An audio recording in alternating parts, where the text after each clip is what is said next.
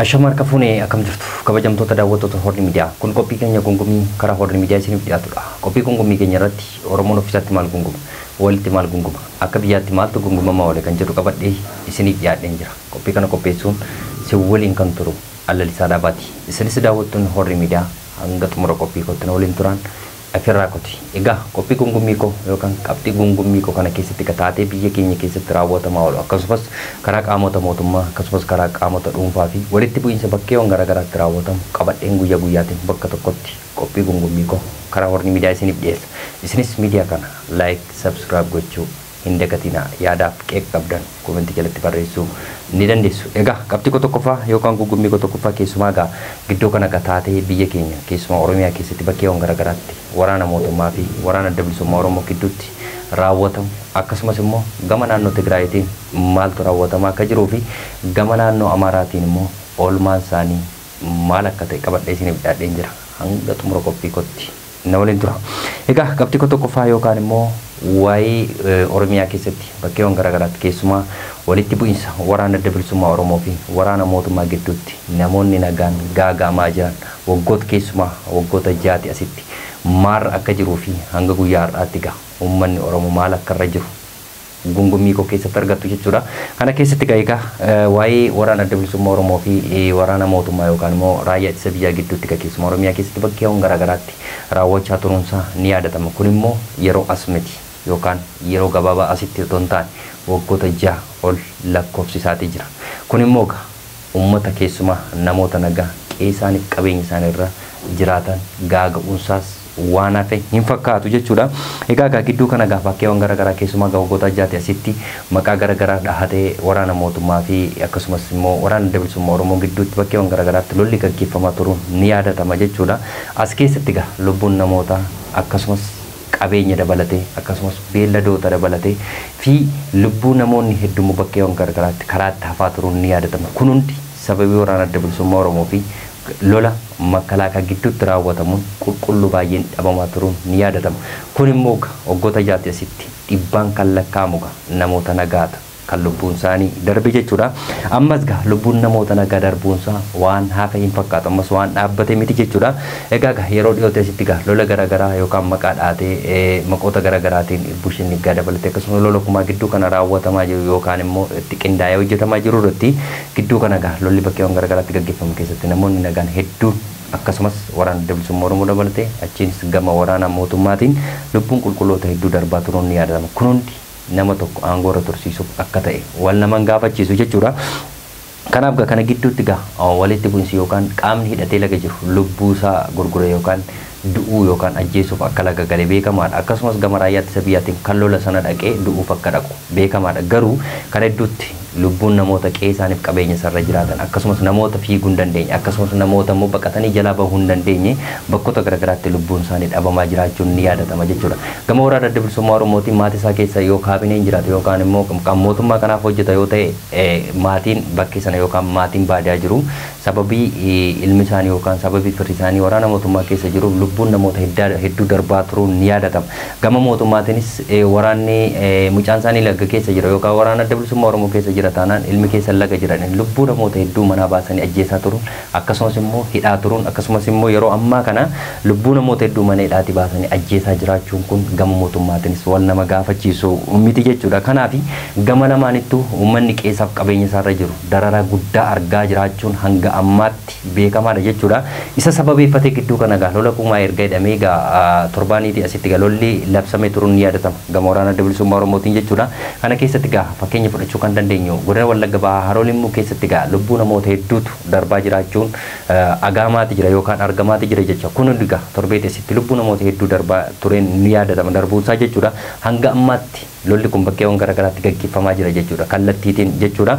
Kana keessatti godina Wallagga Bahaatti lubbuu namoota hedduu darbe kana keessatti itti gaafatamummaa fudhatee lubbuun namni lubbuu amma kanaa baase yookaan immoo namoota nagaa lubbuu amma kanaa kan baase itti gaafatamummaa fudhatee abalu kan jedhamee jiru. Gama mootummaatiinis gama waraana adda bilisummaa Oromootiinis uummanni qulqulluun du'ee fi uummanni qulqulluun ajjeefame jechuuma dhagahame malee eenyutu akka ajjeese hanga ammaatti qulqullaa'ee adda bahee hin beekamu jechuudha. Kan hundi lubbuu kana hundaaf kan itti gaafatamu tokko kan hin jirre kan du'aa jiru garuu uummata Oromoodha jechuudha. Kanaafi kan wal ajjeesaa jiru uummata Oromoodha. Kan dus uummata Oromoodha. Kan ajjeesus uummatuma Oromoodha. Kana keessatti egaa lubbuun namoota hedduu bakkeewwan garaagaraatiin sababa hin taaneef yookaan sababum itti gaafatamummaa hin qabnee fi sababa bu'aa hin qabneef bakkeewwan garaagaraatti uummanni Oromoo lubbuun isaa darbaa jira jechuudha. Kanaafi lubbuun namoota hedduu keessumaa namoota nagaadha jechuudha. Godina Wallagga Bahaa Haroo Limmuu keessatti namoonni dhuman suni namoota nagaadha malee namoota hidhatanii yookaan immoo namoota waraana keessatti lubbuun isaanii darbe otoo hin taane namoota qeessaaniif qabeenya isaanii irra jiraatanitu lubbuun isaanii hangi kun darbe jechuudha. Kanaafi bakkeewwan garaagaraatti sababii finxaalee Amaaraatiin lubbuun namoota hedduu achitti darbaa turuun ni yaadatama. Giddaa ayyaana dabalatee jechuudha. Godina Wallagga Bahaa jalatti akkasumas warra gurguddaa dabalatee bakkeewwan garaagaraatti fi shawaa dabalatee egaa uummata Oromoo hundatu dhumaa turuun ni yaadatama. Kana hunda sababii waraana adda bilisummaa Oromootti hin du'aa, sababii mootummaatiin hin du'aa, sababii finxaalee Amaaraatiin uummanni Oromoo qeessaaf qabeenya isaa irraa buqqaa hanga ammaatti lubbuun isaa darbaa jiraachuun kuni beekamaadha. Kana keessatti egaa walitti bu'insi keessumaa Oromiyaa keessatti raawwatamaa jiru sababii waraana adda bilisummaa Oromootti dhuba dhabuunsaa yookaan immoo xumura argachuu dhabuunsaa kuni uummata Oromoo hedduu qeessaaf qabeenya isaa hiyyummaaf saaxilee karaatti baaseera jechuudha. Kana hunda kan gochamaa jiru gama mootummaatiin gama waraana adda bilisummaa Oromootti walitti bu'insi isaa raawwachaa jiran lubbuu namoota hedduu hiyyumatti hambiseera jechuudha. Hanga ammaatti qulqullaa'ee Oromiyaa keessaa bahuu dhiisuunsaa yookaan nageenya Oromiyaa keessatti bu'uu dhiisuunsaa hanga ammaatti kun lubbuu namoota hedduu gaaga'aa jira jechuudha. Kanaafi kan giddaa kani godina Wallagga Bahaa Haroo Limmuutti ta'ee achi qofatti Wallagga Bahaa keessatti qofa otoo hin taane bakki waraana adda bilisummaa Oromoo jirutti lubbuun namoota hedduu hanga ammaatti gaaga'amaa jira. Wallagga keessatti Wallagga Arfan keessatti bakkoota garaagaraatti lubbuun namoota kumaan lakkaamu darbee turuun ni yaadatama. Isa kaan fira keessatti waraana adda bilisummaa Oromoo keessa jiraadha. Waraana adda bilisummaa Oromoo immoo fira keessan keessa kaabineetu jira jedhee lubbuu namoota hedduu manaa baasee ajjeesaa jiruun ukkaamsaa turuun ni yaadatama. Akkasumas shawaa keessatti illee akkasuma irra caalaa dararri yeroo darbeerraa kaasee waggoota muraasatti Wallagga keessa ture shawaa keessa qubatee jira jechuudha hanga ammaatti. Kanaafi achi keessatti sababii waraana adda bilisummaa Oromootti jedhanii lubbuu namoota hedduutu waraanni mootummaa ajjeesaa jira. Isa kan mana irratti gubaa jira jechuudha. Kana hunda kan raawwatu waraana mootummaadha jechuudha. Kanaafi gaafa waraanni adda bilisummaa Oromoo balleessa tokko raawwate bakka tokkotti qaama akkasii ajjeeseera kan jedhu waraanni mootummaa gadi ba'ee waraana adda bilisummaa Oromooti ajjeeseera. Yoo ofii raawwates itti gaafatamummaa kan fudhatu waraana adda bilisummaa Oromooti. Yoo immoo ofiisa waraana adda bilisummaa Oromoo balleesses waraana adda bilisummaa Oromooti itti gaafatama. Garuu bakkeewwan garaagaraatti kan mana gubaa jirullee waraana mootummaati jechuudha. Kanaafi gama lamaaniinuu uummanni Oromoo nagaasaaf tasgabbiitiin qeessaarra hin jiraanne gama lamaanittuu haara galfachuu kan hin dandeenye jechuudha. Uummanni Oromoo keessumaa waggoota jaati asitti lubbuun namoota hedduu sababii waraana adda bilisummaa Oromootti darbaatii jira. Hanga ammaatti hanga guyyaa har'aatti darbaatii jira jechuudha. Kanaafi Wallagga keessa qofa otoo hin taane Shawaa keessattis akkasuma Arsii keessatti akkasii, Harargee keessatti akkasii, Boorana keessatti akkasii, Gujii keessatti akkasii bakka waraana adda bilisummaa Oromoo hunda jirutti keessumaa Oromiyaa keessatti bakka inni jirutti lubbuun namoota hedduu gaaga'amaa jira. Kun hundi sababii aangoof yookaan immoo sababii nama tokko aangoo irratti suusuuf fedhanii lubbuun qulqulloota hedduu qeessaaf qabeenya isaa mana dabalatee bakkeewwan garaagaraatti raawwatamaati jira. Akkasuma Shawaa keessattis lubbuun namoota hedduu erga darbee booddee finxaalee Amaaraatu ajjeese jedhee mootummaan gadi bahee dubbachaa turuun ni yaadatama. Kana hunda kan hojjete finxaalee Amaaraa kan hundeesse mootummaadha. Kana tasgabbeessuu dadhabee uummanni Oromoo waraana adda bilisummaa Oromoo irraa fi qeessaaf qabeenya isaa irraa otoo jiraatu finxaalee Amaaraa mootummaan hidhachiise bakkeewwan garaagaraatti uummata hedduu fixaa turuun ni yaadatama. Kana hunda kan hojjete waraana mootummaatii fi finxaalee Amaaraa walii galee uummata Oromoo daangaa irra jiran buqqisaa turuun ni yaadatama. Hanga ammaatti kunillee dhaabban. Akkasumas Harargee keessatti namoota gandaa wal qoochisee bakka tokkotti kaambitti walitti naqee lubbuu namoota hedduu galaafate kan ture waraana mootummaadha. Akkasumas immoo paarkii biyyaalessaa jedhanii Arsii keessatti yookaan Baalee keessatti lubbuu namoota hedduu hanga ammaatti fala argachuu dhabuun hanga ammaatti manni gubachaa jiraachuun ni yaadatama. Kanaafi kana hunda kan hojjete eenyudha? Waraana mootummaa fi kaabinoota achi keessa jiran jechuudha. Kanaafi waa'een Baalee keessattis paarkii biyyaalessaa jedhanii hanga guyyaa har'aatti uummanni fi mootummaan achi keessa jiru kun walii galtee dhabee uummanni hedduun qeessaaf qabeenya isaa irraa buqqaa akka jiruu fi hiyyumatti akka hafaa jirullee argamaati jira. Kanaafi sababii waraana adda bilisummaa Oromoo jedhamee godinaalee garaagaraa keessatti buqqaa'insi yookaan lubbuun namoota hedduu haa galaafatu malee bakka waraana adda bilisummaa Oromootti xiqqaan jiruttis uummanni Oromoo nagaan argan. Keessumaa magaalaa keessatti qaamaan dhukkaamsi akka waraana adda bilisummaa Oromoo irraa qaama sana dhukkaamsa yookaan qabee hidhe tokkotti waraana adda bilisummaa Oromoo tusin qabeedhanii yeroo isaan maallaqa gaafachaa jiran ni mul'ata. Godinaalee garaagaraa keessatti kunillee raawwatamaa jira. Namoota qabeenya qabanii miliyoona tokko miliyoona sadii gaafachaa jiru. Kana kan gaafachaa jiru waraanuma mootummaadha jechuudha. Kanaaf sababii waraana adda bilisummaa Oromoo haa ta'u malee sababii waraana adda bilisummaa Oromootii ol yakka kan hojjechaa jiru waraana mootummaadha yookaan raayyaa ittisa biyyaadha jechuudha. Kanaaf hanga amma gidduu kana wanti amma raawwatamaa jiru keessumaa gama lamaanii walitti bu'iinsi waraana adda bilisummaa Oromoo fi mootummaa gidduutti raawwatamaa jiru. Akkuma suurarraa argaa jirtan kana harreetti fedhanii yeroo isaan waraana erga wal ajjeesanii erga wal booji'anii booddee erga lubbuu wal baasanii booddee harreetti akka nama mi'aan fe'utti yeroo isaan waraanni mootummaa akkasitti waraana adda bilisummaa Oromoo fe'anii deeman argamaati jira jechuudha. Kanaaf rakkoon jiru keessumaa Oromiyaa keessatti bakkeewwan garaagaraatti raawwatamaa jiru keessumaa qaama mootummaatiin waraana adda bilisummaa Oromoo sababii haa ta'u malee waraana adda bilisummaa Oromootti ol yakka kan hojjechaa jiru garuu waraana mootummaadha. Kanaaf bakkeewwan garaagaraatti kan raawwatamaa jiru kan Wallaggaa yoo hafe keessumaa Harargee keessatti lubbuun hedduu darbaa jiraachuun ni yaadatama. Manaatii baasanii ajjeesaa turuun ni yaadatama.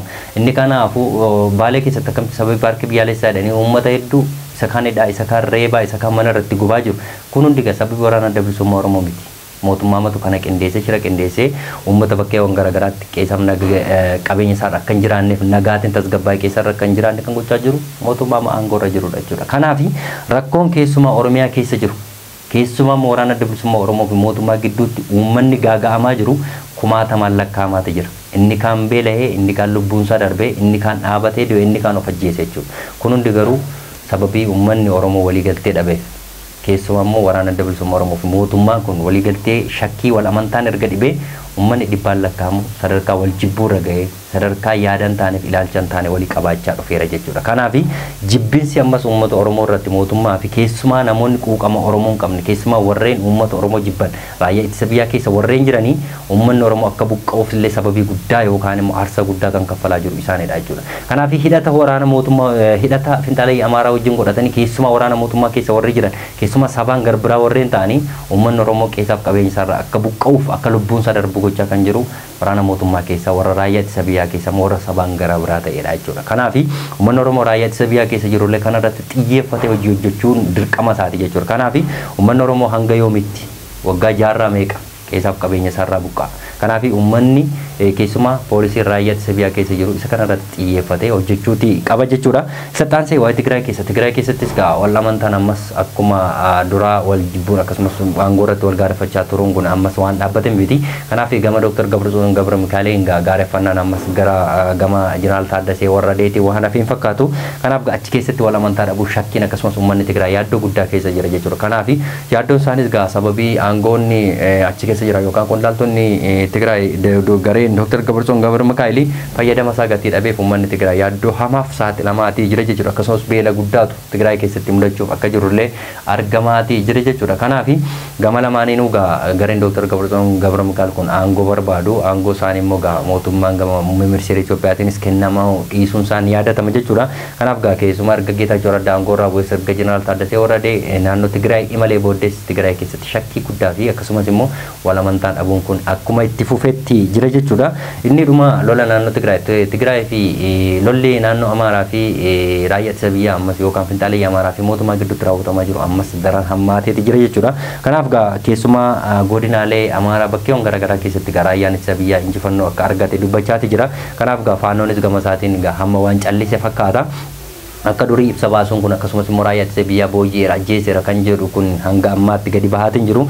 Qondaala isaanii dabalatee ibsi garaagaraa bahaa turuun ni yaadatama. Yeroo darbe amma garuu wanta callisan yookaan wanta boquu isaanii fuula fiitiitti galagashatan fakkaatu jechuudha.